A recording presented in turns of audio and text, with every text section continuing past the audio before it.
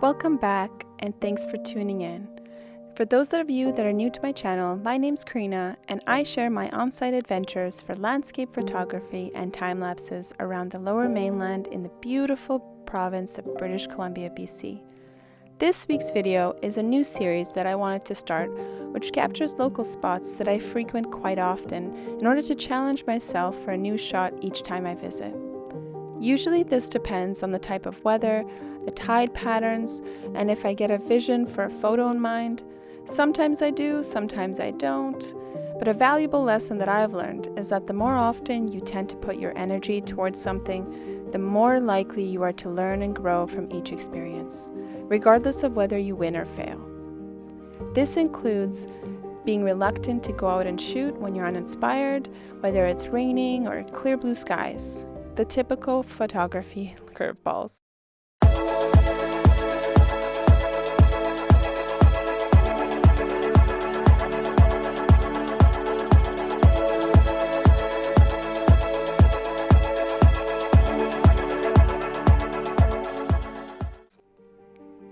I decided to create this series for those of you who are interested in viewing your local spots in a new light and appreciate them more. That's why I've named it Same Place, Different Time. Plus, I've actually been including compositional and gear tips throughout the videos as well. So I better start off this video by getting the bad news out of the way. Due to audio issues with my external mic and my DJI Osmo not cooperating, I could not recover the original audio that I recorded for this video in Whtyecliff Park. If anyone knows of a way, please leave a comment below. Whtyecliff Park is actually a lot more than just the Cove Beach area and the popular tidal island. It's actually got a whole other side to it that faces the Gulf Islands and offers beautiful views. This part of the park actually has a lot more rocks and can be sort of dangerous to maneuver around if you're not careful. There are some benches and fencing around, but it's mainly up to you to be mindful of what risks you want to take when you're out there. If you're a mountain goat like me and don't mind trekking down the side of the rock cliffs to see what secret spots you can hang out in, then go for it. Although this is a disclaimer to not encourage that. I know that a lot of people like to use these rock cliffs as romantic hangouts or solo hiding spots, but either way the views are stunning and you gotta be careful. I've frequented this park a lot, and each time I visit I notice something new, whether it's sea life in the water, or how the light is hitting the rocks a certain way, or possibly the light on the mountains. I could spend hours hanging out here. The first thing I decided to do was to scout some compositions to shoot for sunset. One tip when visiting a location, or in this case revisiting a location, is to arrive at different times of the day. You want to have the time to take your chances to walk around and check out the various parts, see different compositions. Perhaps during different seasons, the same location looks vastly different. For instance, Whtyecliff Park is not a great sunrise spot, and I've learned that many times. But it is a perfect location for sunset and very cloudy, dramatic weather.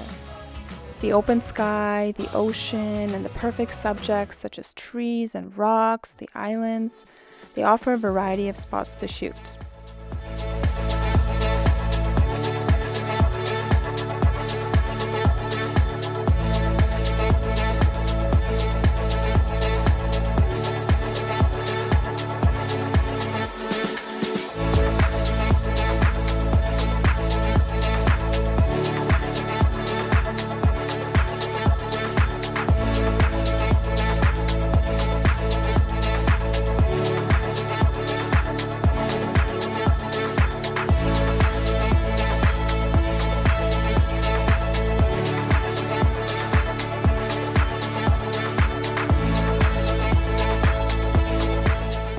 After some initial scouting, I found a spot that I thought would work well as a unique composition that I hadn't tried before, which was still facing the tidal island, but instead I actually chose to use my wide-angle lens to get lower on the ground and using the natural leading lines in the granite rock to lead out into the tidal island, which would capture the sky, the beautiful trees, and a little bit of the natural water movement around it.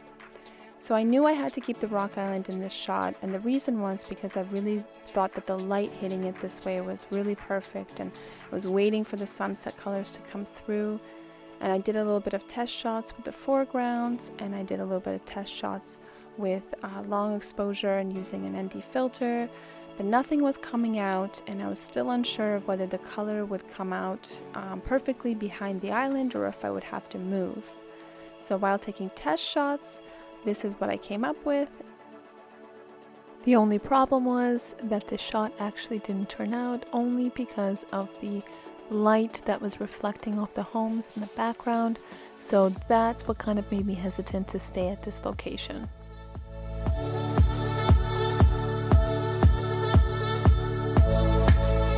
While taking test shots, I started noticing that the light and color of the sunset wasn't exactly where I thought it would be, preferably behind the island and somewhere within my shot. So I decided that I would head over to the other side of the park that faced the Gulf Islands. Once I saw the pink blush in the sky, I knew I had made the right decision to leave that last spot. However, I didn't really have much time to continue shooting with my 16 to 35mm wide-angle lens, so I quickly set up my tripod and I switched to my 70 to 200mm f4 telephoto lens to get that last bit of the pink blush hitting those mountains. So beautiful. So I'd say that my other tip for you guys when revisiting a spot you've been to many times, think about changing up the lens and settings for the shot. And even if you only have minutes, it's worth trying to see what you get out of it.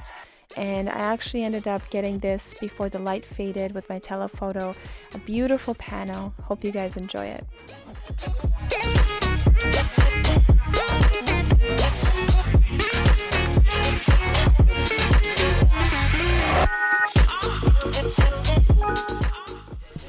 On my way back to the car, I saw the sky nearing blue hour, and it had such a nice purple tint that I quickly made a beeline for the beach.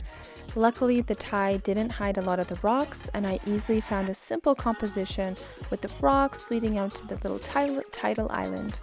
I know, it's a fairly basic, easy shot, but I love the color of the sky, and I wasn't going to pass an opportunity for this shot.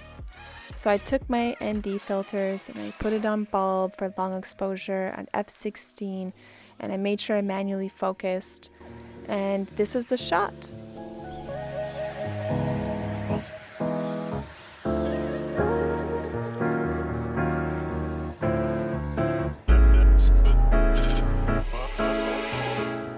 Thanks for watching, everyone, and again, please subscribe if you want to see more videos like these. Till next time. Subscribe, says the seagull.